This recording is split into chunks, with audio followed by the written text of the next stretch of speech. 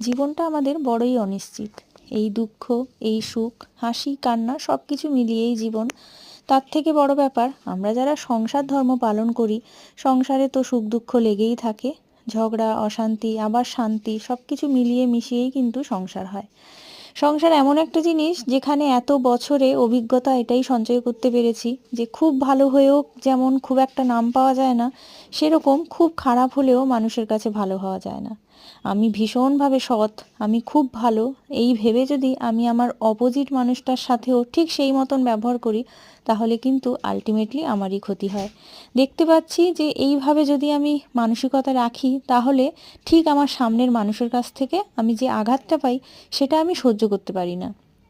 তাই জন্য এইগুলো দেখে দেখে এখন অনেকটা পাকাপোক্ত হয়ে গেছি। আর এখন আগের মতন মানুষকে বিশ্বাসও করি না, আর বিশ্বাস করে গড়গড় করে মনের কথাগুলোও বলে ফেলি না। আগে যেমন যা মনে আসতো তাই বলে ফেলতাম, এটা ভাবতাম না যে এই কথাগুলো যাকে আমি বললাম সে হয়তো আমার উপর প্রতিশোধ নিতে পারে। এখন কিন্তু সেটা মাথায় আগে আসে। আর তার থেকেও বড় কথা, আগের থেকে এখন বয়সটা অনেকটাই বেড়েছে, মাথার চুলগুলোও পেকেছে। ওই যে অভিজ্ঞতা থেকে সব কিছু সঞ্চয় করছি। তো যাই হোক, দু একদিন আগে এই রান্নাটা করেছিলাম। রান্না করার সময় ভাবলাম অনেক দিন কোনো ভিডিও দেওয়া হয় না, তো একটা ভিডিও করাই যাক। আমি সেভাবে প্রফেশনালি ভিডিও আপলোড করি না, বা ফেসবুক বা ইউটিউব থেকে টাকা ইনকাম করব তার জন্যেও ভিডিও দিই না। তাও মনের মধ্যে একটা সুপ্ত বাসনা তো থাকেই যে ভিডিও দিচ্ছি, যদি কখনো টাকা ইনকাম হয়। তো টাকা ইনকাম করতে কে না চাই আমরা।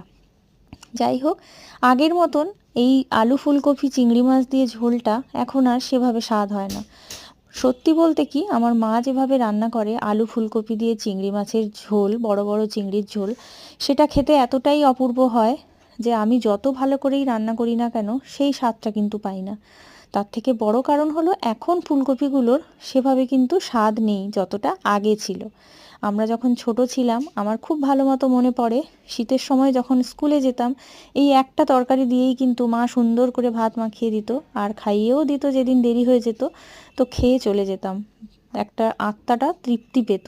এখন কিন্তু সেভাবে আর তৃপ্তি হয় না। যাই হোক, ছেলে, বর, শ্বশুর, শাশুড়ি সবাইকে নিয়েই সংসারে থাকতে হয়। আর আমাদের মেয়েদের তো আরও বেশি অসুবিধা। সবার জন্য করব, সবাইকে সব কিছু যত্ন করব, কিন্তু পরিবর্তে আমাদের যত্ন করার লোকের খুব অভাব। আমরা সবাইকে সাজিয়ে গুছিয়ে খেতে দেব, অথচ কয়েকজনের কপালেই হয়তো জোটে যে তাকে কেউ সাজিয়ে গুছিয়ে খেতে দেয়, তাই না?